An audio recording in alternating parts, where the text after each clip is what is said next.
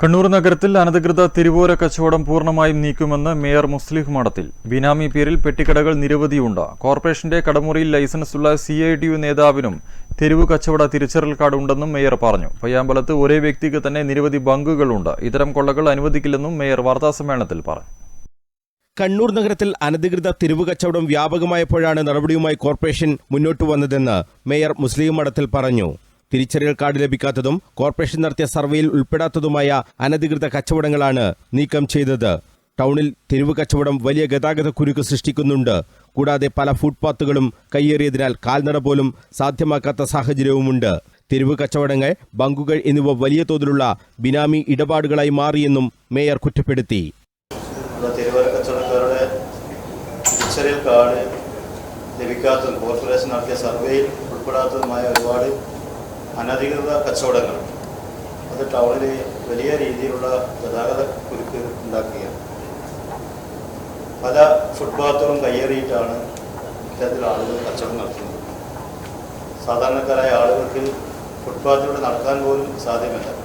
ബിനാമികളാണ്, ഒരുപാട് ബിനാമികളാണ്. ഒരാൾ പേര് 3-4 ബങ്കുകളൊക്കെ ആക്കി അവിടെ വാടക കൊടുക്കുകയാണ്. കോർപ്പറേഷന് ഒരു രൂപ പോലും വാടക ലഭിക്കാതെ കോർപ്പറേഷൻ്റെ സ്വത്ത് അവർ കൈക്കലാക്കി കൊള്ളയടിക്കുന്ന രീതിയിലാണ് ഇത്തരം ബിനാമികൾ മുന്നോട്ട് പോകുന്നത്.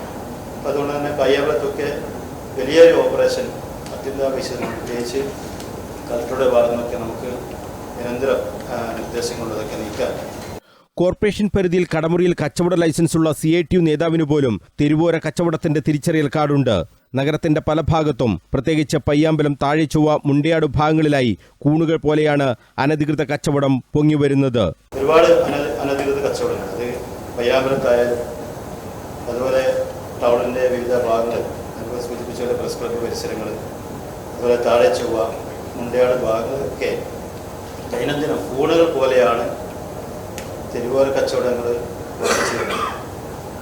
ഇവരൊന്നും യാതൊരു മാനദണ്ഡവുമില്ലാതെ കോർപ്പറേഷൻ്റെ സൂചിപ്പിച്ചതുപോലെ തിരിച്ചറിയൽ കാർഡ്, സ്ട്രീറ്റ് വെൻഡേഴ്സിൻ്റെ തിരിച്ചറിയൽ കാർഡ് ലഭിക്കാത്തതും സർവേയിൽ ഉൾപ്പെടാത്തതുമായ ആളുകളാണ്.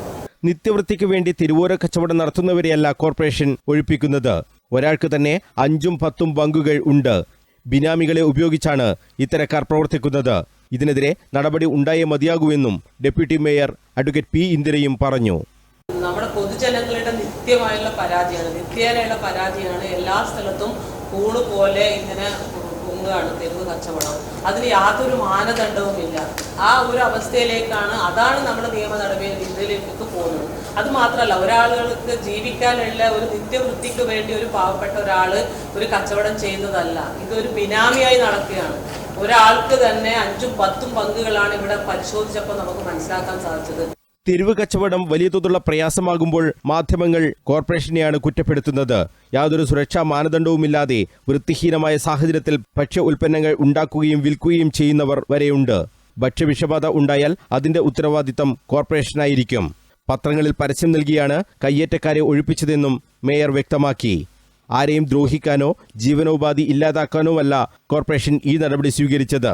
തെരുവ് കച്ചവടക്കാരെ പുനരധിവസിപ്പിക്കുന്നതിനുള്ള നടപടി സ്വീകരിച്ചതായും മേയർ അറിയിച്ചു. ഇതിനായി 4 സ്ഥലങ്ങൾ കണ്ടെത്തിയിട്ടുണ്ട്. ലൈസൻസ് ഉള്ളവരെ അവിടത്തേക്ക് പുനരധിവസിപ്പിക്കുമെന്നും മേയർ പറഞ്ഞു.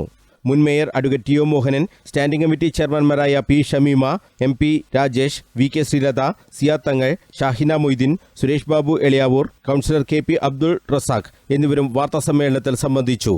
News bureau, Kannur.